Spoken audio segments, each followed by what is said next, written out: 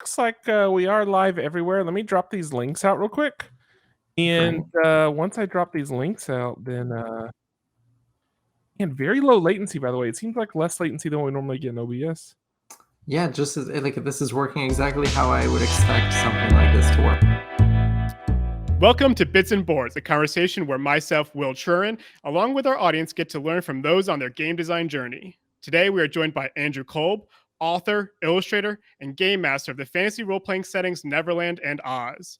You may know Kolb from the countless times we abuse his kindness and force him on our shows, or the board game Junior Detective, the book Spider-Man Swings Through Europe, or even the Banjo-Kazooie vinyl you can get through Fangamer. But today we are strictly here to talk about his RPG work, which I am currently holding one of the books. Oh, Do you have the Oz one? The other book, sure. Yes. No, I have not gotten a chance to get the Oz one because I'm a bad friend. But I have been it's fine. I have been pushing this on like every stream we have all the time because I was immensely impressed, not just by the quality of your writing and illustrations, but like the quality of this book. Oh yeah, they did a great job. I don't know when you started kind of playing role-playing games or stuff, but I started in 3.5, and 3.5 was cursed with just the worst production quality of any book. Like pages, my book is like duct taped together because like seams broke. Okay. So I start with 5th edition, and my player's handbook is currently in like a 3-ring binder that I hole punched because the binding, I think there's like a big issue with an early run that the glue just like wasn't strong. And I think they sent me a replacement, but I don't know. I just liked having it be able to lay flat. Like I'd really gotten used to it being in a 3-ring binder. It's like, oh no, I think this is the superior binding. So that's what I use now. I got a replacement book for like a monster manual, kind of like one of those additional books. And I had both, like my torn up one and the good one. I was just like, I could just give this good one to a friend and like we could both have like more role-playing things. Yeah. And I was like, I don't even know why I needed a new one. But the reason we're here primarily is you and I, we talk D&D a ton. It's almost the only time we ever get on a call is to talk about some sort of role-playing thing. Sometimes, yeah. And the first time I believe you and I talked about role-playing, you came on Dungeons and Designers to play a homebrew campaign I was running. I believe at that time it was the Goblin campaign. Is that right? Did we play goblins, or was it a sci-fi setting? It was sci-fi, yeah. Cool. So then you joined us for our second campaign, both of those being like homebrew. And like the big question in my mind when like going through this was kind of just like, where does your mind have to be when writing tools for DMs instead of settings for players? But before we like jump into that, that's where we're headed. But before we get there, I'll stew on it and mull it over. What was your first role-playing experience? First role-playing was I always say it was just a couple years ago, but now I think it's probably 5 or 6 years ago. Like maybe longer. When did 5th edition come out? When did 5th edition come out? Good question. It had to have been maybe 6 or 7 years ago now. Okay, yeah. So like I in my mind I now have like 2016, which feels like just a couple years ago, but now it's much longer. 2016 would be 6 years ago. Yeah, but is that when 5th edition came out? Anyway, the short answer is a friend of mine's cousin was running or wanted to run a campaign in 5th edition because it had just come out, and I think he was a lifelong player. My friend was not, but wanted to get into it, knew that I play video games, and then asked if I wanted to try this out. So I still remember we were playing the Lost Mines of Phandelver, and I still remember that first night with the mysterious shape in the distance on the road, and then all the like everything that comes with that first encounter has like really been like lodged in my brain as what D&D is, and it really just clicked like, oh, this is like something I've been looking for. Like, not that I had fallen out of love with video games, but I don't know, it's just like I hadn't been playing as many or just timing, but this felt new and felt exciting. So that was my first. I don't know if you experienced this at all. So you started D&D later in your life than maybe some of us. Like I've been playing since high school. And what D&D does for me that video games has never been able to quite do is feel like community. Like when I want to hang out with my friends, like hanging out with friends right now is very hard. Like you need a reason to hang out to like stop your busy lives. And D&D is a way for us to be like, hey, tonight we're going to stop our lives and play a game, which like Call of Duty and those type of things has never been able to do for me. My brother experiences that with Call of Duty. But for me, like unless we're sitting next to each other, I don't feel that community. Do you think D&D kind of acted like that for you? Yeah, and it's funny you mentioned like Call of Duty because I think oh, with video games I had that because it also felt the same as maybe in grade school or middle school of like playing GoldenEye on the Mm-hmm. Nintendo 64. Like, but that was also very specifically in the room together. Like, I have never Yeah. really been an online gamer. Like, I've never. Actually, that's not true. I briefly played like Team Fortress on Steam, but unrelated to that, it also felt different. I would say, yeah, the closest was like at a birthday party or just like a sleepover and us all playing Mario Kart or Diddy Kong Racing, like playing those multiplayer games in a room was the closest where I felt like, oh, we're all like kind of experiencing this thing in a way that we will be able to talk about it tomorrow, like weird things that happen or someone winning a race when they shouldn't have, or like, that crazy stuff Yeah. that carries over beyond just that night. Has only really ever happened in like in the room video games and D&D. Even though a lot of my D&D now is online, I think that still carries over. Like I have often been in groups where we'll reference, oh, this, like, remember that night type thing. Like, it Mm-hmm. still kind of like leaves an impression in a way that, I don't know, for me, online gaming hasn't, but I also haven't had as much experience with it. But My yeah. graduate thesis work, I designed a role-playing system to teach history for Oh, that exact wild. same Okay. reason. Because if I think about my high school experience, I can remember very vividly things that never happened, right? Things that just roll dice and happen. But in my head, I mean, it is crystal clear. And then things for history, I'm like, I think I kind of remember why World War One happened. Right. And that idea of how can we start building those experiences and build empathy maybe through role playing, because it's such a powerful tool. You having joined kind of the role playing community later in life, and at least more recently, what was it like that first experience? Like, were you a little nervous about joining, or was it something like you were just excited to try? Yeah, no, I was just like, I was completely open. Like, I didn't know my friend's cousin and I didn't know my friend's roommate or cousin's roommate. Like, it was basically, I knew one other person and I think there was two or three other people there. But everyone just like seemed to be on board to try this out. I I I remember thinking, oh, I haven't done enough research into this because I think we spent that first session making a character, but like I Mm, didn't have any books. Like, I guess I just like didn't know what I didn't know. yeah. So it never felt overwhelming because I think everyone was really supportive. But yeah, that first night where we were actually playing really felt like, oh, this, like, anything could like literally anything could happen. Like, I would describe something and to my DM's credit was like, yeah, that can work, or like wouldn't just like flat out stop it. And it really just felt like, oh, this could be like anything. Like, we could literally do anything. In hindsight, I now recognize as a DM, that is a very dangerous mentality for a player to have. But I like also, I think I'm also, when we're kind of like starting to talk about designing adventures or settings, I really try to design with that mindset in mind. Like, I really want to reward the mindset of like, oh, what if I did this? And then there's like something ready for it, if that makes sense. Yeah, and I mean, I've played D&D, or I got to play Neverland with you DMing, and I've DM'd for you a couple of times, I believe, and we've just like chatted. And the one thing I've gotten a lot from your playstyle and you as a DM is you're just a team player no matter what role in the game. Like, Oh, great. you're not there to limit, but if you're limiting to make it more fun in the long run, then you're there to do it. So there's that Hmm. idea of like whatever for the success of the story and for everyone to leave with some sort of memory. I think, and that's what I see in Neverland too, is like there are so many moments in here that are just seeded to be like, I'm going to provide you a little memory if you try to do this. Oh, And I don't know if that's a conscious thing for you, or if that comes from how you attach yourself to D&D. But like, um, you telling me that it was the sci-fi. I remember we were in kind of a tunnel system and there was robots, and everything you had done was just like, hey, how can I make it fun for like the people next to me, even though like you were our temporary guest. oh, And I remember chatting after being just like, thanks man, like I can tell your DM experience as your player as well, because you're just here to keep the story going. oh, yeah. And I don't know if I spend so much time now as a DM that it's hard for me to remember a time when I hadn't yet taken on that role. Like, I guess I can't speak to what I was like as a player when I had never DM'd because it's Sure. been so long.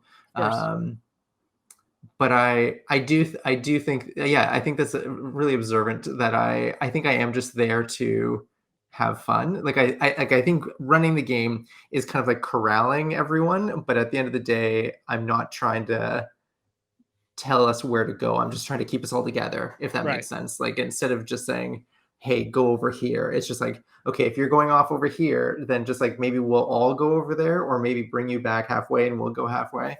Yeah. And I'm not sure if any of this makes sense, but I do No, think that carries through as both a player and as a DM. Like I can see, maybe as now having enough time as a DM, I can see sometimes from the DM side, like, oh, it would help if you went over here. And if all the players are over here, then I guess I'm going to maybe try to go somewhere in the middle or try to find that balance. And I think I've lost the question, but that this is great. is... I think anyone who plays Dungeons and Dragons as a player or as a DM can understand that balance of cooperating to get something done, but also trying to seek that freedom in that this is a breathing world, not constrained by lines of code, right? There's that freedom and trying to balance both of those. And when you get players who try to take advantage of it too much and sacrifice the goal setting, then things start falling apart. Or if, and I think this is where I land more, I get obsessive with the goal finding and goal achieving, that freedom kind of disappears, where I'm like, just swing your sword, let's just get it done. Right, because and if you're in the mindset of, and I've also been in this where I'm thinking about the next cool thing that's going to happen, and I can get caught in that and going, we need to get through this so we can get to the cool thing. But I'm like, oh, I really should be like making this a cool thing. And like I'm not going to say every time that they go shopping I make it really exciting, but I think I can hopefully, I think as the DM, try to find the balance of like, you're just trying to get through this and I want to get through this, so let's go through it quickly. But if you really want to stick around here, I'm going to try to keep it as interesting as possible for everyone for as long as possible. But also if one person is really interested in this and everyone else wants to go somewhere else, then we kind of have to find a balance for each other. It's interesting. It's such an interesting game and like social experiment. I didn't start DMing until like months before COVID hit, and it was all online. Like I'd moved from Jersey, and this was my way of still playing D&D and hanging out with that group past moving. So we just started playing D&D online, and I've learned a lot watching you as a player and as a DM, and also just DMing, like how to keep those things a little bit. Like I was always like, hey, here's the 5 cool things we're going to do this session. It's like, well, maybe we just need 1 so that I'm not trying to skip 4 and get to number 5. Like, right. And the idea of pacing is super crucial. And I think I've seen that in your book, but also more so you playing with you. And just playing D&D in general, you just learn things as you go from everywhere. You take the hits, you pick what you like. Yeah, absolutely. Well, and there's also this unfair, and you can tell me so before I get into this, you played D&D for maybe 6 years now. When did you start DMing? Was that a quick transition? Okay, so we played through all of the Lost Mines in maybe a couple months. Congratulations for finishing it. Thank you. That's an achievement. I mean, it was a small group, and yeah, I mean, I've actually also been really lucky. We played through all of the I forget the first part. It's Elemental Evil, Temple of Elemental Evil. Is that the name of the adventure? So the friend's cousin ran the first that first adventure. And then my friend ran the Temple of Elemental Evil, and then he was the DM, and we went through all of that. So I think probably a couple years. I think it must be. I think 5e must have come out longer than that, because I'm sure we probably played for 2 or 3 years before I started DMing, and I think I've been DMing for a year or 2 before COVID. So maybe that's still 2015. Maybe that still adds up. Anyway, it doesn't matter. I think I've probably 2014. Oh, okay. So yeah, we're not far off. I think it was probably around then.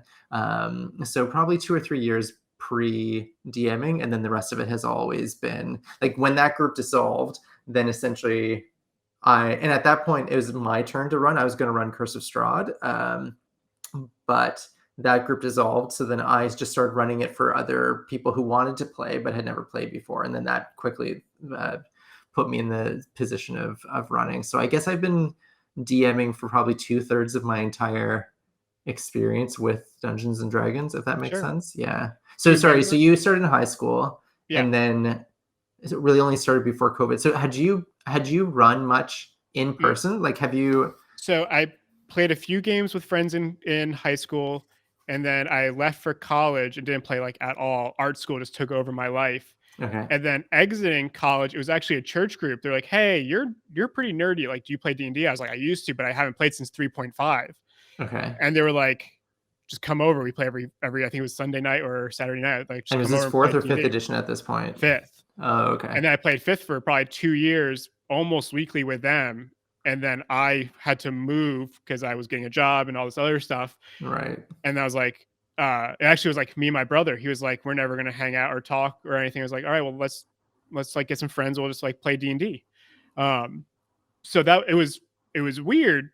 My D&D over a long period of time, but probably it's probably pretty stretched out. It's not very condensed. It was like, here's a few games here, then picking it up with a new group here. We've never finished a campaign ever. It's just been like, we'll play for 6 months here and then find a new group to play 6 months here, and Okay. pretty sporadic. So it's cool. You found a really cool friend group that seems to have been pretty devoted to like, we're going to play fairly occasionally. It doesn't sound like you ran into the last minute people bailing and then not being able to play very often. It definitely happened, and it went in waves. And I think Sure.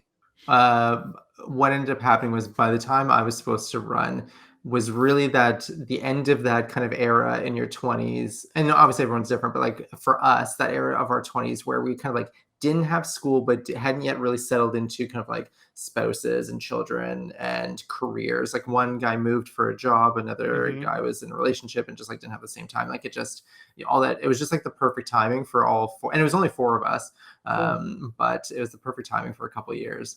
And then after that, it just became different groups that have like, and I say like some have fizzled and some have never finished, but others still kind of go strong. Like, I mean, like admittedly the, like our M of one game that we don't stream, that we just kind of like play casually.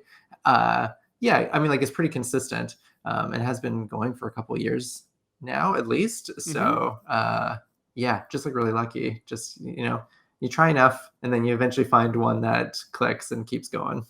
So when we're talking about the role of a player and the role of a DM, kind of what side of the screen you're on, what do you think was the biggest change? Or maybe what do you think the tools that were needed, right? Like as a player, you're like, I need these things for a good game. And then when you get on the other side of the screen, I think perspective changes things. Right. So like, what were those big changes for you? Or did you see like, oh man, I really wish I really need this new ability or these new skills to get this game to run well?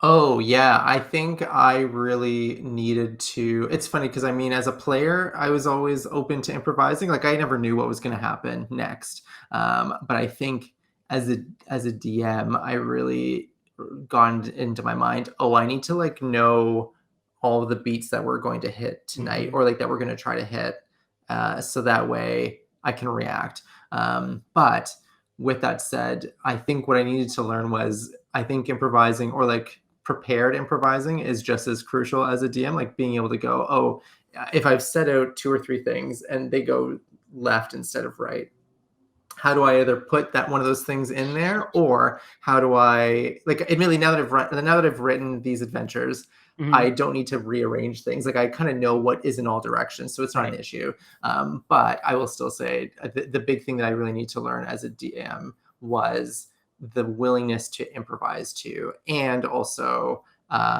to like kind of like celebrate the players, if that makes sense. Like I remember early on making some mistakes where I really wanted to have this cool thing happen, but the players did something that would have like negated it, and I ended up undoing something they had done so that way this cool thing would happen.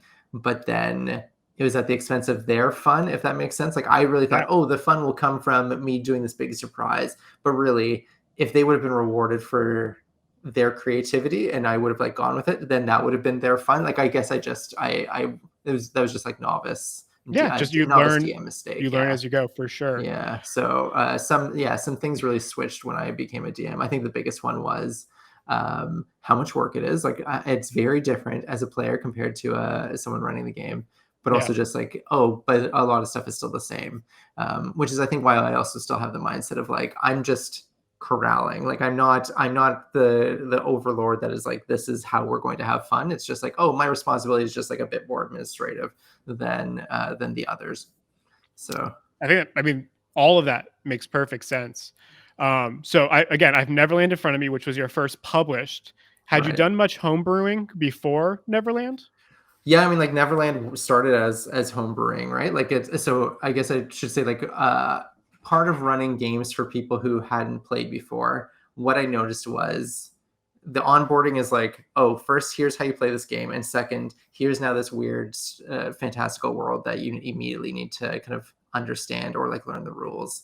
So Neverland always kind of like really helped with that and it wasn't nearly as fleshed out as it had become in the book, but at least it was like, oh, you understand pirates, you understand mermaids, like it's fantastical, but now it's not as weird. Like I'm holding this sword, but like pirates hold swords. Like it grounded it a bit more, and everybody has like a different experience with it, but at least it wasn't an extra hurdle. And I'm also talking about like friends' parents and like people who are maybe only doing this to placate me or their child, right? Like it was a good way to kind of bring people in from kind of like a bunch of different walks of life and get them kind of on board quickly, as opposed to having to describe what a goblin is. Like I think it's fine if everyone's already kind of like has a sense of what a goblin is in their mind, but for some people, if they know what it is, and then other people, I'm describing these weird like little green guys with big pointed ears, then they're like, oh, like elves, and it's like, no, actually elves are like, and it's just like it's like that's not what we're trying to do at the table. So that was my biggest homebrewing was Neverland. Perfect sense. So picking Neverland, I guess a little bit like cat out of the bag. The reason Neverland and Oz can exist is because they're outside of copyright.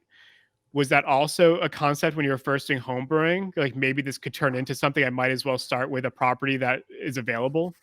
Oh, no. I mean, like I think the Neverland was just because I love Neverland. Like that was just kind of always my thing. Now, admittedly, like after Neverland, what like worked and like I pitched it and sold it and like it became a book.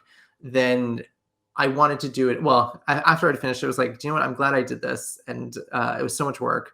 I will move on and do something else. But then I was like, I want to do something else. Like I want to do a city adventure or like something that was different. And then that was where I started to try other ideas. But I eventually came back to Oz as like a compliment because it's public domain. And because I like the idea of like, oh, I'm not focusing on creating a completely new world. I'm focusing on like, for Neverland, making a hex crawl or making like this specific system, or like for Oz, making a city adventure. So that way I could really figure out how to make a city adventure, if that makes sense. Like it feels like it's like fan art where it's like it's still making something new, but it's not.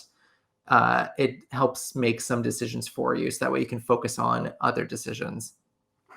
So you brought up the hex. So Oz, and again, I haven't gotten a chance to play it, but I've heard you talk about it a lot. And it sounds, if I'm going to make a correlation to official material, it sounds more like Waterdeep, where it's like a city life, there's areas, and you're almost like an urban planner. When you approach Neverland, it's a hex crawl, which is a system that like has almost been forgotten before you entered D&D. Like 5e official material has not touched like hex crawl. The one that does is the it's the island of Cholt or something. I forget what it's called. Like it's got the scary mask trap thing. It's like the really fun. Is the one with the dinosaurs? Yes. I can't remember what it's called, but I know what you're talking about. I really Tomb of Horrors, I think is what the original adventure is. Yes, I think the new like the 5e setting is Tomb of Annihilation. So that has like a hex crawl component, but also very different. Like most hex crawls are usually big sprawling things where you spend hours going through hexes that are empty. And I had known about that adventure, but like hadn't run it, or like I wasn't going to use something like that. Was that hex crawl the first solution you came up to with your map, or did it take you a while to get there? Yeah, because I think so while I was doing the homebrew stuff for Neverland, then I was also buying like third-party stuff, and had gotten a book called Hot Springs Island, which is like a system neutral island, and like you can see Neverland all over it, or like the inspiration for Neverland all over it, because it's like a small island, or it's like an island where every hex there's something going on. Like it really made sense for me. It was like, oh, I understand now travel, and I understand how to adventure into it. Like that was kind of like what made it all click for me. So I had a bit of exposure in just reading about hex crawls, but that came after the idea of Neverland, because I was like just kind of like doing random little adventures like over here, or we're going from A to B, and I would just like plot like encounters along the way, but they weren't dedicated to specific areas on the island. So that kind of like formalized it, and then also helped direct it for making it something that I thought I could pitch or publish. And going past hex crawls, past hex crawl, even your dungeon maps, you're not dividing rooms up by 5 feet, 10 feet. None of that. It's more like region. Like you go from this region to this region. Right. When like planning your maps, was that the first solution? Was there an idea of like, oh, this will be easier for DMs, or kind of what was that approach while designing a tool set for people to use? For maps, it was you mean as far as like the dungeon maps? Because I will say I originally started with feet and then realized, oh, I can't do this. Like this is not like one of my great weaknesses, and my players know this too. And maybe our group has come across this of like, if you ask how far away it is, I will either say it's like 30 feet because I know that's movement in a round, or I will say like 150, 200 feet because like I'm not good with I just like don't know. I don't know space. I'm not very spatially aware or like very good at spatial awareness or like making maps that way. When after reading your book, I was, again, because 3.5 to 5e, I was a strict 5 foot grid. Yeah. Okay. And then I started designing ships for Lathander's Ring, and I was like, I have no like feet. Like, what does this mean? So I started mapping things out as more of a flow chart, and I was like, hey, if you want to get to this room, you have to go through this section of the ship, and that unlocked so much freedom for me to be like, well, now you go here. There's an extra little 10-foot area you can go to if you need to.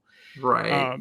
And it like depends on the style of play too, right? Like if you're doing a dungeon crawl or something where literally every step of the way is important, then yes, it makes sense to have that. But I think for adventures where it's not crucial, then having a gridded map all the time is just kind of like a legacy or like a point of like just like the past kind of coming along.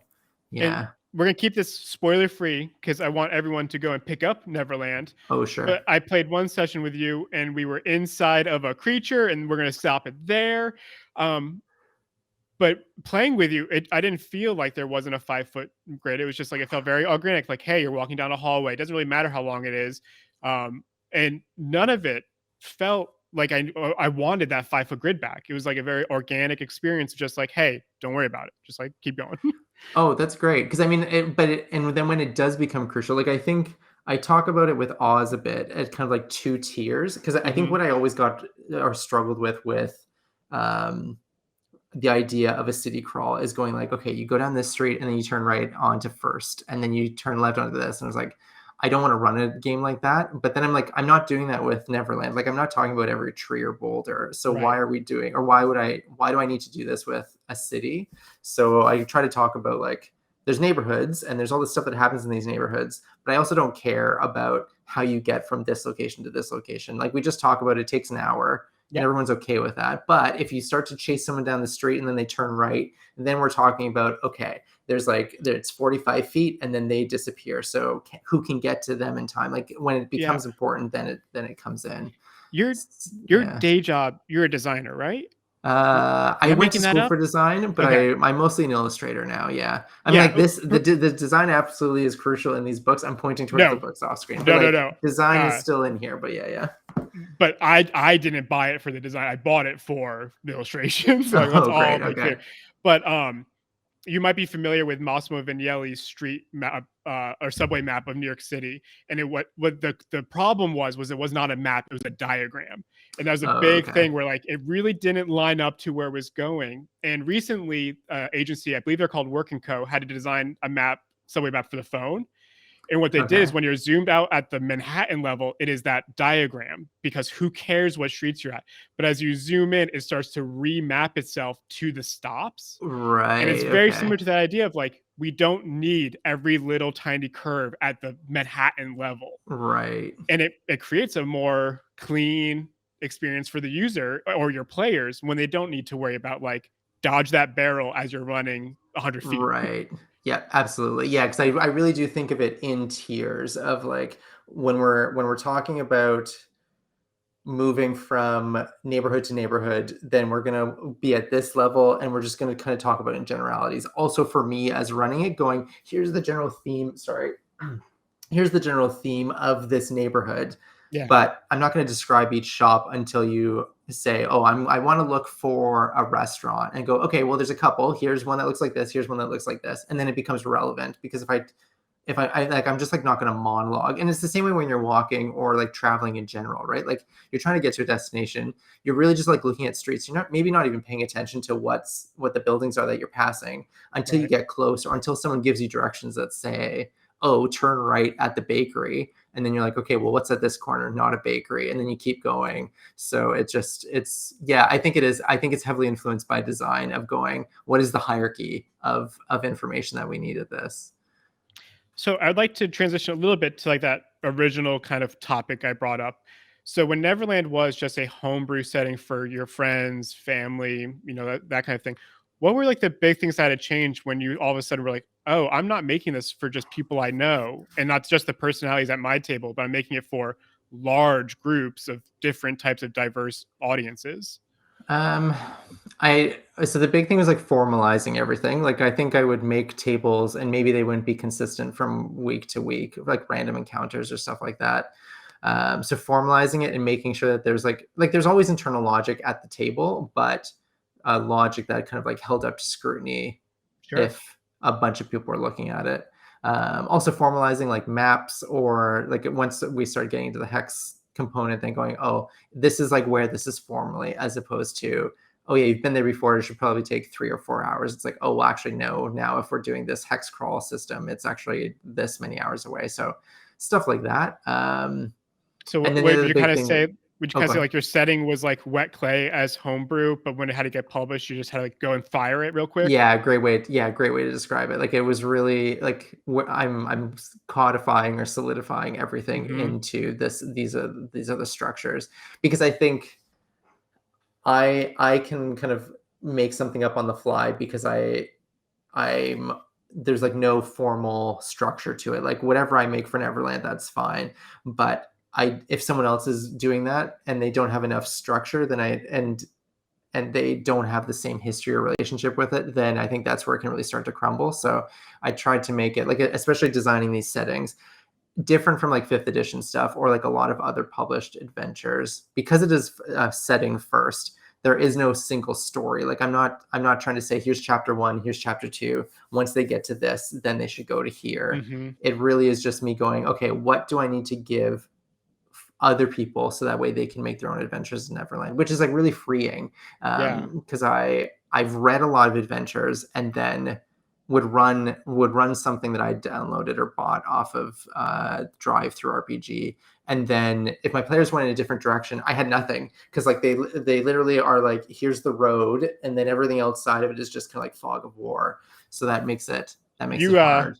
You could ask the M of One crew or people who've played with me. When I'm playing my settings, it's like it's not the smoothest thing, but it's pretty smooth. When we're Okay. playing someone else's, they're like, "What's in the box?" I'm like, "Give me 10 minutes to find this page." Oh, Like- yeah, because there is a right or wrong answer. Absolutely, yeah. But with a setting book, and I think Wizards does this as well. I'm actually fairly critical of all of Wizards campaigns. Oh, okay. I think they're problematic and not well to be played for most part, but their settings books are tools where it's like, okay, I can make a world.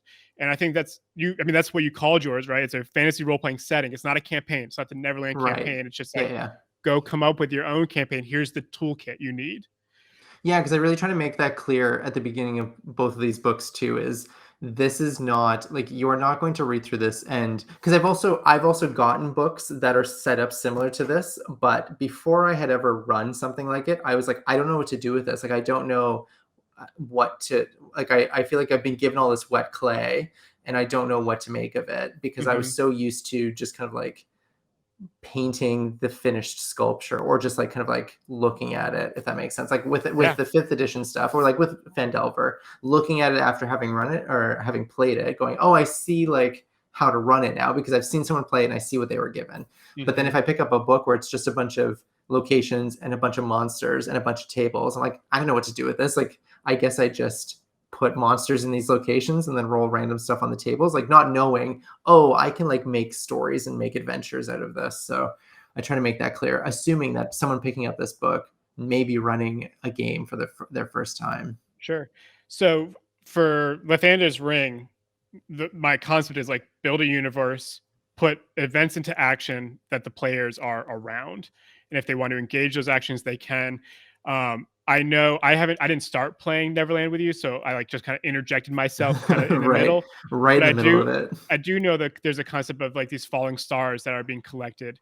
Is that something you've given as a tool to be like, hey, here's something your players can go strive after? Is it kind of the beginning of a campaign so that you give them that first step? Yeah, I guess I should say like one of the random tables that I put in both that I have in both these books are like plot hooks of just you can either roll it randomly or to like start people with like a single goal.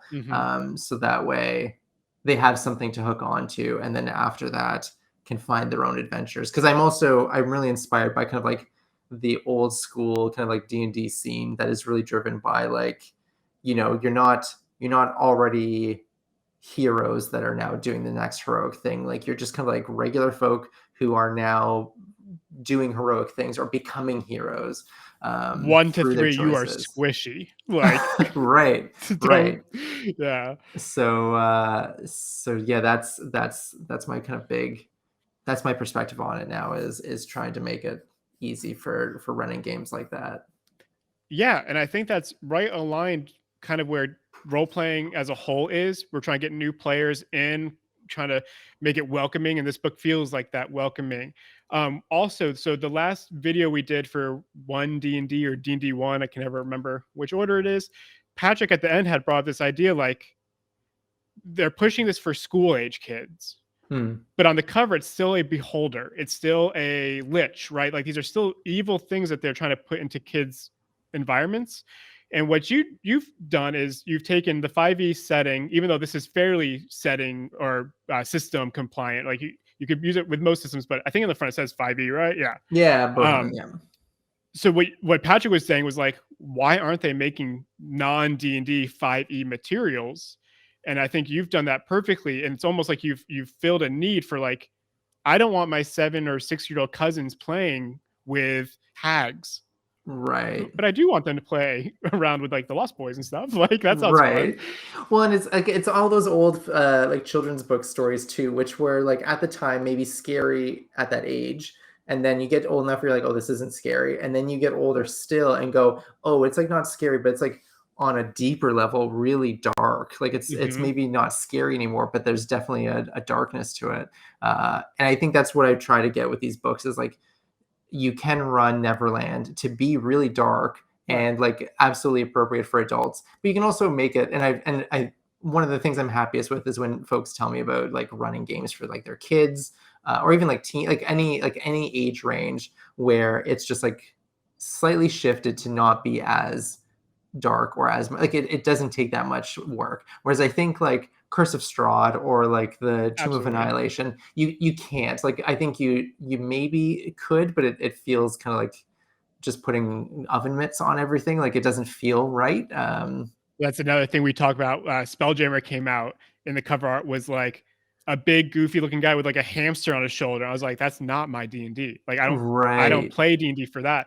But when I came to your Neverland system, not knowing how you guys were playing it, I'm still coming with a mindset of like, this is Disney, it's Neverland. Like, I don't expect, and again, no spoilers, but inside that creature, I didn't expect it to be like the most dangerous, vile, gross. It was like kind of fun. Like, what is this squishy stuff? Right. But I mean, that's also fun too when the stuff that isn't inherently scary is still really dangerous. Like I think that's a fun contrast too, because it's like, oh, we could die at any moment, but maybe it's okay because it's only a game and it feels almost like maybe Super Mario, where like, yes, all these like walking mushrooms, if you touch them when you're small, you will die, but like it doesn't feel the same way as a The Last of Us type thing. Like it's still a video game. There's still death in it, but it's just in a very different tone. And even though I never felt like I was going to die, I did feel like there was repercussions. Oh, okay, great. You're also all high enough level that I think it's much harder to kill. But like I definitely run. Oh, go ahead. Often D&D, you feel like the world is out to get you. right? Oh Like you yeah, are put okay. in these positions where the world is trying to kill you, and it's like I don't think the world's trying to kill me, but I could definitely probably kill myself. Like, Yeah, I think that's nature. Like I think it's just as, and this maybe goes back to kind of that old school mentality too, of like a bear could like a regular human, if you come across a bear, you're not winning. And I really like that idea of like it could just be enough to just run out of food. Mhm. And that is the danger of this adventure is, yeah, we're doing all this fun whimsical stuff, but oh, I also forgot about the tigers in the forest, and we've got pockets full of fish heads. What are we doing? And then Right. that ends up being the decision that takes you out. But also because you put the fish heads in your pocket, like I also don't try to make it seem like I'm antagonistic towards you. It's like, well, no, like you kind of put yourself in this position. So I will, and I want to quickly touch on last night, Tuesday night, my regular Tuesday game is also playing in Neverland. And I can't spoil too much, but essentially what happened was a player had been hiding their identity we've been playing for years now, and they've been hiding their identity this entire time. All of the players kind of know the character's true identity, but don't really talk about it. Mhm. But on Tuesday night, their true identity was revealed, but just from sheer coincidence, was revealed in a setting where everyone in the room was trying to get after that character, like their true form. Oh, So while I didn't plan it and while everyone knew about the dangers of doing this, it just happened organically that this person said, I am now this, or everybody now knows that I am this. And mhm. everybody went, oh, we screwed up. Like now we've revealed this at the most inopportune time and now have to deal with the consequences. But not because I just put all these people in this room that are trying to get that character. It's just a It coincidence happened. that it Yeah. happened. Yeah. And I think that's going to stick with them. I mean, like it stuck with me. And I think everyone, because of being driven by character choice and not just because the world is constantly trying to kill us Right. constantly.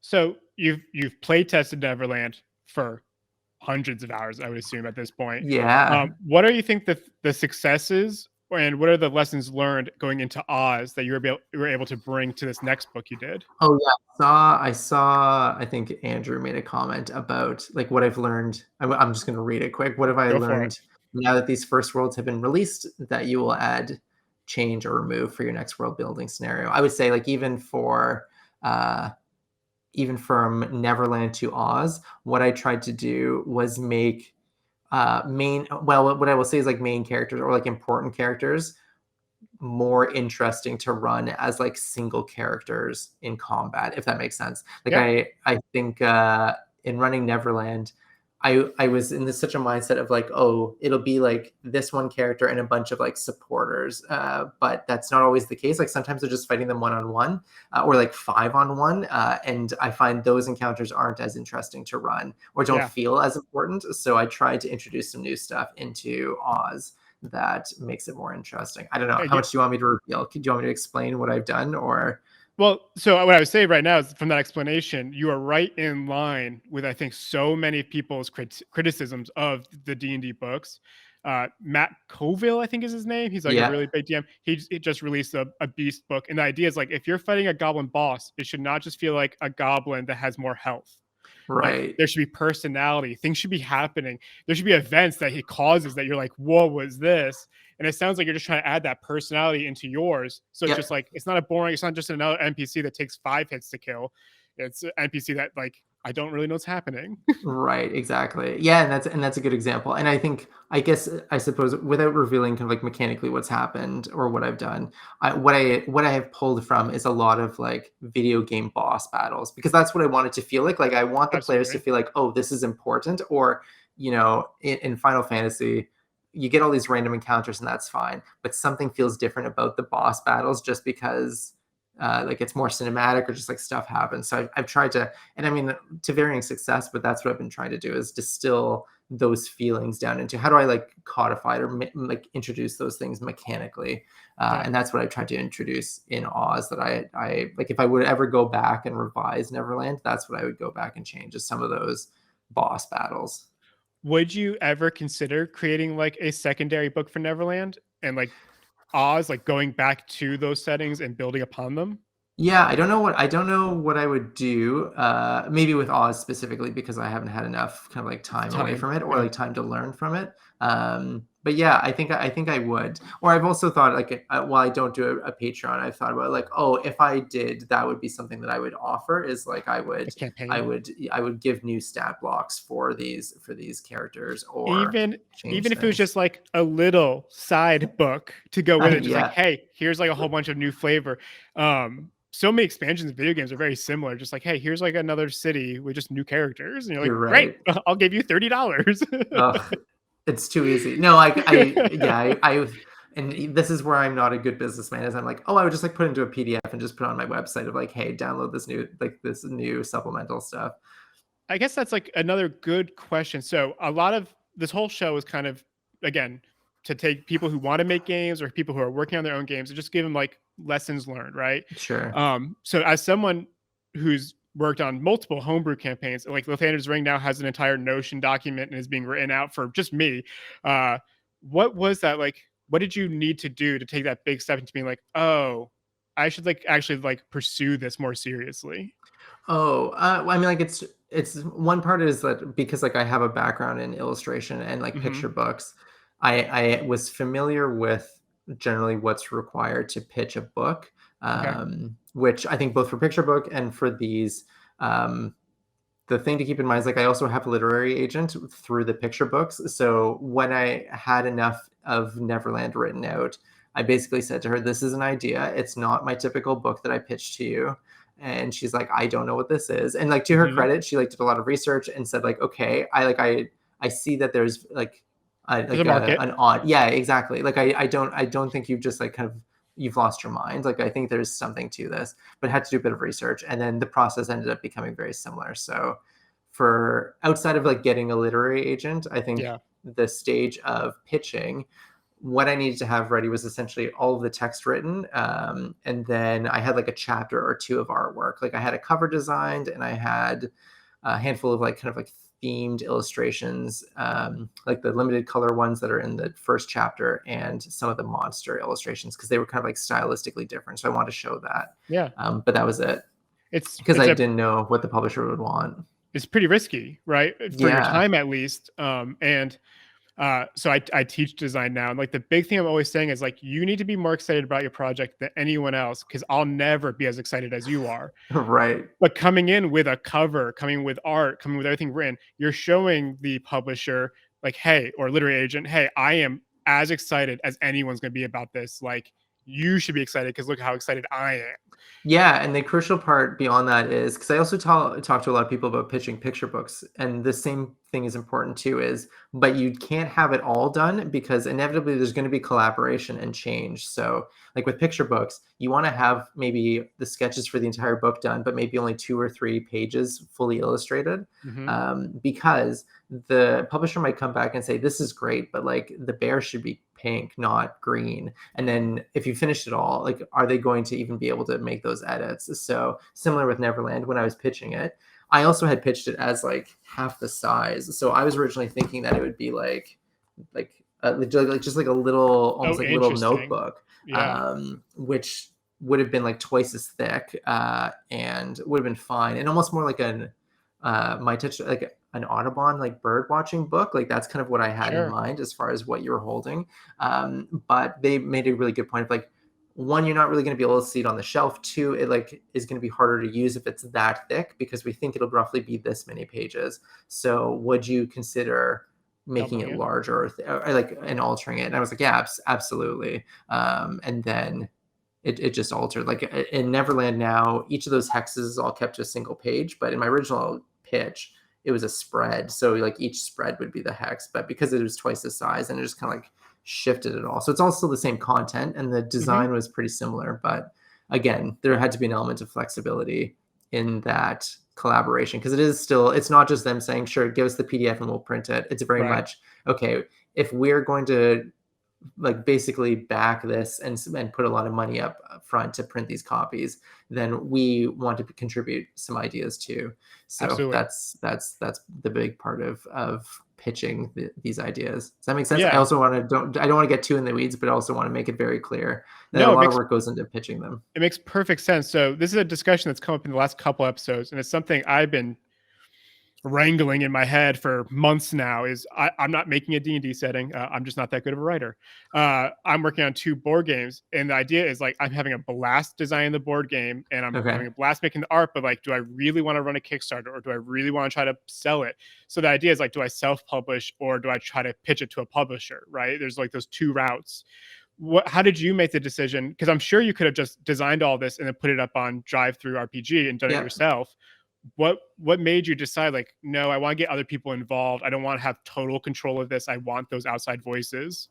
I think one was recognizing that I've never done this before, and like I've never formally written a setting before. Like I know it's not like Neverland didn't exist before I came around. Like I know I'm adding on to something existing, but I'd never written a book like this before, or even this much text. Like a picture book is significantly fewer words than the tens of thousands of words in these books. Of course. So recognizing, oh, like if I go to my agent and she says, no one's interested in this, or okay, this sounds like a good idea, but then they aren't interested, then yeah, I was absolutely like, at the same time I was looking at what it was required to like make an account on Drive-Thru, so that way I could put it online and what the requirements were, but also recognize that that doesn't have the same reach. Like at the end of the day, it was also just like, oh, I would like as many people to get to this as possible if people are interested. Like I also trust the publisher to know what folks are generally buying or are interested in. So I think the only reason I went with a publisher is simply because they have like more resources, or like it's a better collaboration. Like I'm not so precious with any of my projects to say, oh, this is best on my own. And maybe that's also from picture books too, like from having pitched picture books and recognized, oh, the final book is much better having collaborated than just on my own. Maybe different and not what I pictured, but I recognize it's still better. Going, oh, that will be the same with these sorts of books too. Talking about finances, and we don't need anything specific. Sure. So when you're working with a publisher, you are going to royalties. Was there an upfront injection of cash, or was it just royalties? Yeah. So most, I'm sorry, I shouldn't say most. A lot of picture books. Yeah. Well, no, I guess I just mean like for a lot of picture books, most are structured where you essentially get like an advance on royalties. So if the books, like if they end up selling it for, and this is like, I think in publishing in general, like where you see like famous authors getting like a 6-figure advance, that advance is essentially the publisher saying, we're going to give you this much money because not only do we think we're going to make it back, but we think you'll make that back, and then some. So we'll sell enough copies that every time a book is sold, we're going to give you $1 back on that $1,000 advance. And then once that $1,000 is back to zero, then anytime a copy is sold, then we're going to give you those royalties. So it's a way for the publisher to show that they're invested in the project, and also then for the creator to continue being invested in the project. Because I mean, if I never sell a copy of Neverland, then in most agreements, you don't have to like pay that money back. But like if enough people continue to buy Neverland, then I eventually kind of get to make money off of the work that I've done, which is nice. Like it helps make me be able to make other projects. So that's kind of one of the benefits. And then also that means that the publisher will continue making the books because they're continuing to sell them. Like it's kind of like movies or TV where like the creators get royalties from the work that they've made. Yeah. So 2-part question coming up. Looking back, do you believe you made the right decision, and financially maybe, and growing your reach to go with a publisher versus, because if you sell on your own through like Drive-Thru, you get a bigger percentage of the sale, right? But you don't have the partnership, you don't have the marketing. So part 1, do you think you made the right decision? And part 2 being, now that you've released 2 books with a publisher, do you think you would ever transition out of working with a publisher because you've built that audience? Oh, interesting. maybe that's my humility, but I'm like, oh, I don't think I have an audience to justify something like that. Or you like the collaboration that comes with someone else involved. No, I'm really happy with, because I think the other thing to keep in mind is part of working with a publisher, or like part of collaborating like that, is it really lets me focus on the thing which I like doing, which is the writing and the drawing and the making the projects. When it's all on you, then part of that time is also spent like upkeeping the admin of like, are the files correct, and all the stuff on the various sites, and also like doing support if there's trouble with that, or marketing. Like, I am also not great at pitching my own stuff. So working with a publisher, they do a really great job of that, because that's kind of like where their skills are. So no, I would be happy to kind of stay with a publisher, and we'll continue to. Like, I mean, if I could pitch them an idea and they don't like it, then depending on where I'm at, I will just decide, oh, do I abandon this or do I put it elsewhere? But then, I haven't gone to that point yet, because I've only done 2. Yeah, to the first part, financially, if we ignored the fact that they could all help you, do you still think it was the right decision to go with Yes. Oh, yes. Yeah. Sorry. Yes. So that first part, absolutely. Yeah. Like, I think it's still a model that works well for like kind of greater reach. Like, I wouldn't be able to somehow get these books into traditional like bookstores without their help. So Sure. yeah, absolutely. What was I just had a question on top of my head? It just bounced. I will say, while you're thinking of that, yeah. the other thing to keep in mind is like, I also have the benefit of like these being recognizable settings. Properties. Like, like it's very different for like, I know my publisher has other settings. Actually, I don't know where they carry them or who carries them, but it's like, it's completely different going into a Target and seeing these D&D books and then seeing Neverland or Oz, Sure. compared to seeing these D&D books and then seeing something else that maybe like doesn't have that same recognition. But that's, so I recognize that that's like working heavily in my favor as far as getting these published by a traditional publisher. So I don't want to say, oh, I've cracked the code, everyone should be publishing their adventures with a publisher. I mean, I suggest it, but I also recognize that's not the case for everyone's adventure. It also means, like, if I go through Drive-Through RPG, and this is no offense to those creators, but a lot of the quality in there just isn't to a high level. The content could be great, but as far as a product, it's like, I'll read it and I'll forget it.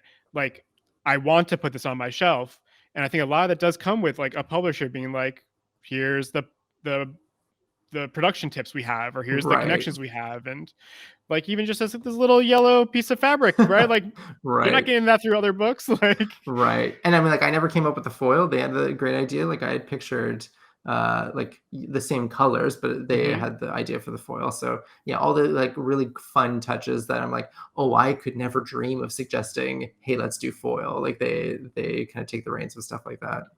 So the question I was thinking about before was, having now worked with a publisher through 2 books, did you see them doing anything marketing that you're like, oh, that was really interesting, I could do that for my personal projects? Because you also have, if people haven't been to your website, posters, books, lots of books. Like, one of my favorite ones, I believe it was at Inktober. Yeah, it was like the shopping book of like horror the stuff. the Necronomicorp. Yep. Yeah, so great. But like, have you picked up any kind of tips and things like, oh, if I do more projects like that, I could market it or I could handle it differently? Yes, I think the problem is I'm still not a great marketer. Like, I recognize, making like a book trailer or like a small video that kind of like gives you the sense of the tone of the book is a really cool idea, and something that I didn't realize was so useful in the like both picture book and just like the publishing world. I saw that for Oz. Did they also do that for Neverland? Yeah. Okay, I didn't see Neverland's, but I saw Oz's, and I was like, dang, man, it feels real. Yeah, Which is so huge. And I don't know if I have the skills in, I don't know. I think the After last Effects. Yeah, I was gonna say the last motion platform I used was, I think, called Apple Motion back in college, so a long time ago. Anyway, this is all to say I'm not able to make my own trailer. So again, that's right. I leave it to those that know what they're doing, and I trust that. So could I take anything from what they've done and apply it to my own projects? In theory, yes. I don't know if in practice, like in application, if I could. I find often, I'm a part of a few like designer groups that would be like weekly, and I'm always way better at giving ideas and suggestions than like implementing it. And I'll say like, hey, you should try all these things. Like, you should try all that. I'm like, right.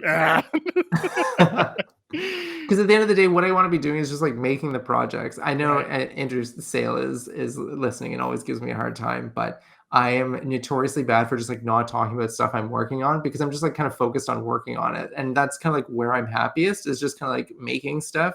Yeah. And that's where I really appreciate working and collaborating with others who are like, okay, but now you need to make sure other people see it. And I recognize that's what I need to do, but man, it's like pulling teeth for Well, me to that's make an Instagram post. I've been really semi-bullying my students who are about to graduate and have no Instagram presence or anything. I'm like, hey guys, like you're spending all your time in here, like make reels, make posts. And then I looked at my stuff and I had it posted for like 7 months. Right. So now I'm like starting to make videos and it's amazing. Like the amount of people I get messaging me after I make a video or show the behind the scenes is like way more, and people are jazzed and they're like, "Oh, I guess I should do this like way more often." Yeah, and I also the thing with showing, so in both of these books I include like a sketchbook, which is essentially like just like rough work and like the design process that goes into it. Which I think I told you on the first time, like that was a surprise and my favorite part of the book. Oh, I great. don't And know then if that my was camera's gonna pick it up, but like all just like really cool sketches. just like scraps, but that was a result of the publisher being like, oh, the page count is going to be a bit different, so we have a 6 or 8 or whatever it was extra blank pages. What do you want to do with them? We don't want to just leave them blank.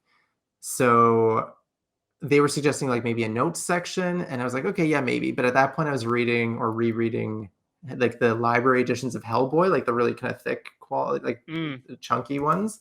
And at the back they have like Mike Mignola's like sketches, and I always love that. And to your point, always like giving advice but not taking it, going like, oh, I think you're right. I like seeing this. I think maybe people would be interested in seeing the rough process work. So that's what I had presented to them. And I mean, to your point, and I've consistently heard that across the board. It's just like, oh, this is like something that I really liked seeing in the book. Yeah. And so now I am also like aware, like when I was making Oz, going, oh, I will keep this sketch, not throw it out. Like I have better rough work now to show in Oz because I didn't recycle half of it halfway through the project, to better share the process. I think, I mean, if we had all day, I'm sure the benefits of a publisher would keep piling up, right? But like the gold foil cover, the idea of like, hey, you have to fill these pages, right? That's something you would not have had on your own. Right, because you're just doing a random page for the PDF. Yeah. Let me just go through my questions real quick to see if I caught everything. I think I did. Yeah, I saw some come up in chat. So we have a couple. Yeah. So I don't know if you want to talk about things that you're thinking about for book 3. Oh, sure. Yeah, I don't know because so the question of like what worlds would I want to do? I actually don't know yet. Like I think at this point, what I do know, this is like where I'm getting really into the not the weeds, but like into how I approach these books is. So the 3 pillars of and this is I've said this a couple times, but the 3 pillars of D&D are like exploration, social, and combat. So those kind of 3 components make an adventure. Sure. So with like Neverland, unintentionally, Neverland really was kind of like driven by exploration. Like I think Breath of the Wild and a lot of games where it's like, you know, you like go out and you just like discover things. That was the real thrust of that project. And then with Oz being a city, I really had to change the layout because it's like you're going to run into people constantly, so I need names and I need like what are their jobs. Like there's just like more of a social component. So while both of those books have all 3, I would say Neverland is really focused on exploration. Oz is really focused on social. So I think how I've been getting into the mindset of what I would do for a 3rd book is really looking into what do I want to add to like combat, or like, and I've already started it with Neverland to Oz with like the boss battles, but like what can I continue to add to make combat more interesting, or like add to what I've already done. So that's where I'm at. I don't know what it's going to be yet, but right now I'm reading blog posts about how to make combat more interesting, what makes a good fight, how long, what are the stats as far as damage output per CR, like all these like weird things that will never be, not that they won't be in the book, but like you'll never notice it. But that's the skeleton that I'm building this next book off of. Who knows what it's going to be, but that's it. It's super smart. If I look back at the stuff I've written, the first one was like all combat. That's all I was doing. It was like figure out how to make combat, how to make interesting. Like I wanted cinematic battles where like things happened, terrain changed. And then the second one, it was like, I'm going to give you an entire universe in a ship. Go explore everything. Every world has something different. Yeah. I have no idea where to even start with social. Like, I am so socially inept as a human. Like, to have conversations, I have to force cameras in front of people's faces. Like, so I understand how hard do you think doing combat focus? Because again, like the way I've played with you in almost every aspect, exploration and social have been the big two for you. Absolutely. Yeah, you can tell why combat is the last of these three that I'm going to do, because it's the one I do the least, or the one that I least emphasize. Right. And not to say there's anything wrong with it. I think maybe part of it is because, like, if you look at the D&D books, there's a whole book dedicated to just monsters to fight. Like, it's not like Wizards of the Coast puts out a book of like, here's a bunch of shops to, or like a bunch of NPCs to interact with. Like, I think they already naturally focus towards combat. Sure. And actually, to talk to Matt Colville that you mentioned, I think he's talked on either on a stream or in a video that like, that is like what D&D is. Like, as much as it is those three, like the current landscape is really focused on that. Like 80% of the player's guide is combat. Right. Almost all of the DM's guide is combat. The monster manual is only combat. If they wanted social, there'd be social mechanics. Right, absolutely. And like, I mean, I guess we have some of that now with roles, but it's not nearly as structured as what the combat is. So I mean, that's also where, like, we're in Oz, I try to get into like, here's what the legal system looks like, and here's kind of like stuff that you can go into. And Waterdeep did that a lot. It was like, hey, here's like all of the gang activities and sex, and here's all of the wizards who live here.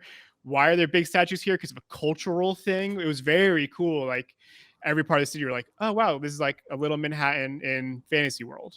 And like, seems more, seems more driven, less by, hey, I want to fight that statue, but more about like, oh, I want to explore these neighborhoods and what do I learn? Well, again, and I have not played Oz, so you can tell me if I'm totally off base. But in Waterdeep, there's even like laws that would say like, hey man, like if you're gonna pull out your sword, you're gonna get killed. Oh yeah. So like, yeah, we haven't played in Oz for a while, but yeah, there's a couple of big laws that I think most players will run into pretty quickly. And that's part of the fun too, because you don't know. Like, it's like you go into any new city and you're like, oh, I didn't realize that this was illegal, or new country maybe. Every time I go to a new city, I'm like, can I turn right on red here? Like, is that actually, that's a very good point. Yeah, not nearly as dramatic of consequences, but yes, that's absolutely still a social component. Was in New York City, got a $300 ticket for turning on red. Oh, so okay, so it's still, you're right. It is actually more dramatic than I'm picturing. But yeah, I think that's what I'm working through now is figuring out not necessarily a combat-driven adventure, but like, what is a book that has, for me at least, more emphasis on combat look like, and how do I direct things with that in mind? We have a green book and a blue book. Can we expect the combat book to be red? I do you know what I think it. I mean that it makes sense just because of like, if it's combat and it's blood, but also I like the idea of it being RGB. I just like, I don't know. All these things that I like, I've got all the things around it, but I don't know what's in the middle yet. So looking at this color, which looks terrible on my video camera. Oh, that's fine. But looking at the Oz one, I'm looking at like a Massimo orange red. Like, oh yeah, okay. That kind of modern red. Yeah, I like the idea of just like the three beside each other. I don't know. We'll see what happens, but it's still early stages. Cool. So as we wrap up, is there just like anything that you would tell if someone came up like, hey, I got this really cool homebrew thing I've been building, I'm thinking about selling it. Is there any advice you'd give someone, like even before looking at it, just like, hey, X? I would say, I would say the big thing is like to research. I think you still have to have kind of a responsibility to research if you're going to try to like pitch it to publishers, is what else is out there. Because I think the big thing is you don't want to try to pitch something that is like, oh, this is just, not to minimize it, but like, this is this, but one plus dinosaurs, or like without the dinosaurs. So that's, I think the big thing is kind of knowing what void does it fill? And this is, I think, what I also say about picture books too. Like, the advice is pretty much the same, which is like, what story needs to be told, or what need is this meeting? Because I think that's also how publishers look at it. Like, oh yeah, we don't have a desert setting, so let's do something like that, because then people are more likely to go, oh cool, I don't have a desert setting, so that's why we want to do this. So that's, I think, the biggest thing before I would even look at it is like, oh, like, how would you pitch it, and why do you think it needs to, like, why do you think the world needs it, and not just like your table who's having fun?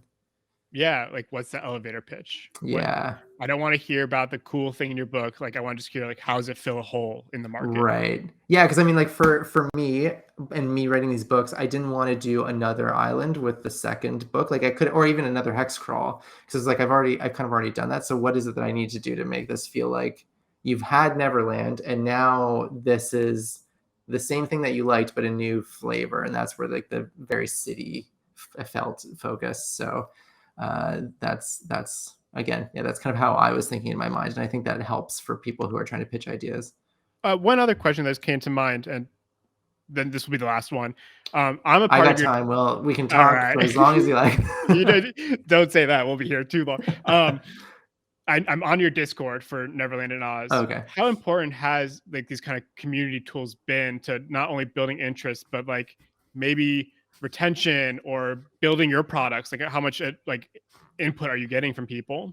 Oh, I mean, I'm maybe not a good one to ask this, because I anything I get, like anytime anyone posts into that Discord, I'm amazed, which is not to be like too humble, or I'm just thrilled at any time anyone says that they've run it. I'm just like still baffled. Like as much as I was like, oh, I think this will be fun and people will use it, I still never think, oh, folks are making maps off of my map, or like I've seen people make icons off of it. Sure. It's really cool to see that. So I don't know how useful it is for other people. Like I get the sense that anybody who like shares something on any of those platforms is also like getting that same response of like other people who are also using it. So I think it's really important for making community, but is also something that I've never planned for. Like it's always just been so organic and a bonus. But what I would say is when we talked about money, you were pretty straight faced. When you brought up Discord and people interacting with your materials differently, you lit up. So Oh this yeah. idea of community has to be almost like a way of paying off all that hard labor, right? Like it's not just money alone. It's like seeing how people are interacting and building off of what you're making, which Yeah, you're right. Absolutely. I mean, like for me, like to be very selfish, I love it. I love it yeah, anytime someone tells me an adventure that they've had in Neverland, or anything that they've changed, or like I've really seen a lot of really cool, like I read through it and this is how I'm interpreting it, or this is what I think, because I also leave a lot of gaps in the books too. Like I with the Wizards of the Coast books, like when we're talking about, oh, what's in that box, there's an answer for it. And I think that's where I start to get stressed about knowing all those answers. So with these books, I don't fill all the void, like fill all the blanks. So when I see other people fill the blanks either in different ways than what I imagined, or just like in a way I haven't seen before, it's really exciting. Like it feels like we're collaborating in a way, like, yeah. oh, I gave you this and now you're making it something that's yours. And that's very cool. So yeah, as a very selfish answer, yeah, I love it more. Absolutely more. I Just don't think that's selfish. I think But that just means like the last piece of feedback we can leave people with is like, go tell people you appreciate the things they're making. Like yeah. no And I one's mean, gonna like, get angry at you for DMing like, hey, this happened. Like send a paragraph and be like, this is what happened tonight in the thing you're making. Every time I get a message, I'm working on these posters right now. Anytime I get a message being like, this is crazy, this is awesome, I really love that you're doing this. Like I was working until 11:45 last night, and I swear the only reason I was working in my little print studio until 11:45 was because I was getting messages being like, "Love watching this." So oh, just like cool. go tell your creators that you're following, that you're interacting with, that you're buying their books. I mean, I'm annoying to you, I think, but I'm gonna keep telling you how good this is. No, I'm just gonna keep I bringing appreciate it it. up. I'm not going to bring it up, so I appreciate you doing it. Yeah. We're gonna just keep badgering people. We're trying a new stream setup, so we don't have your handle anywhere. So where can people find you? Where can people find their books? Your books? Oh, sure. Yeah. So my name is Andrew Kolb, and my website is Kolb is Neat, and my social media handles are all, I think, pretty much everywhere at Kolb is Neat. So that's a good way to find me. For the books, I think, oh yeah, there it is popping up. Great, thank you. I don't know if everybody can see that, but I can, and it's very cool. No, and if someone on Twitch can test it, or on YouTube live, can you actually click on that, or is it just text? I keep going, Cole. No, I'm excited. I want to see a small banner that pops up that says, no, you can't do that, or just an immediate response. But anyway, shut up, Will. Yeah. So the books you can get like on Amazon, or Barnes and Noble, or we have an opportunity. Like, where is the number one most useful place for someone to come and support you by buying these books? Oh, sure. Okay. So I'm like talking about like supporting, or like people love to hear kind of like positive feedback. I think there's like two streams. If you're going to buy it from like an independent bookstore or like order it from a game store, that always helps. Both like, I mean, like, just like to be completely blunt, like the reason why Amazon is so affordable is because they offer less royalties to like the creators, right? Like that's just like where the money is taken from, which is fine, because then it offers it to more people. So while I get more money from independent bookstores, that also helps support those bookstores. But if you are going to go to like the Amazon route, then I think the best way to support is like to leave a review, because that stuff really helps. So like no matter where you go is fine. But just like, I think keep in mind, if the book is very cheap, then leave a review. I think that's all I would say. Like drive out, go have an awkward interaction with your local game store, or go onto Amazon and just say how sweet the book is. Absolutely. That is such a good rule of thumb. I love it. Yeah. And if you just go to kolbisneat.com, you have a whole bunch of other products that you can't buy from distributors, like posters. One of my favorite one is that Zelda poster you have on there. We can like change the clothing on it. Oh yeah. So good. Thank you. So you guys all, when this is online VOD, we'll have it all in the description. But for now, anyone listening, just go Google Andrew Kolb. And I tell you, like the first 4 links, because Google works, is all him. So great. Thank you. That's how I got some stuff today when I was like, Andrew Kolb. Yeah, I mean, if you just type in my name into Amazon, then all of my books pop up. And similar, wherever you get my books, whether they're D&D or picture books, leaving a review or getting them from a local store is always helpful. Yeah. Perfect. And if you're interested in what I'm doing, you can find me and my game company at II Rocks on Instagram. So that's II is like Roman numeral 2, Rocks, ROCS, because I'm complicated. Thank you, everyone, so much for coming. Kolb, thank you so much as always. My pleasure. Every time we get off this, I'm like, we'll have you back.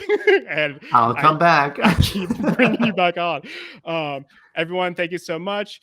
Patrick, I think you're going to try to take us off this thing. I don't know how, though. Hey, there's music.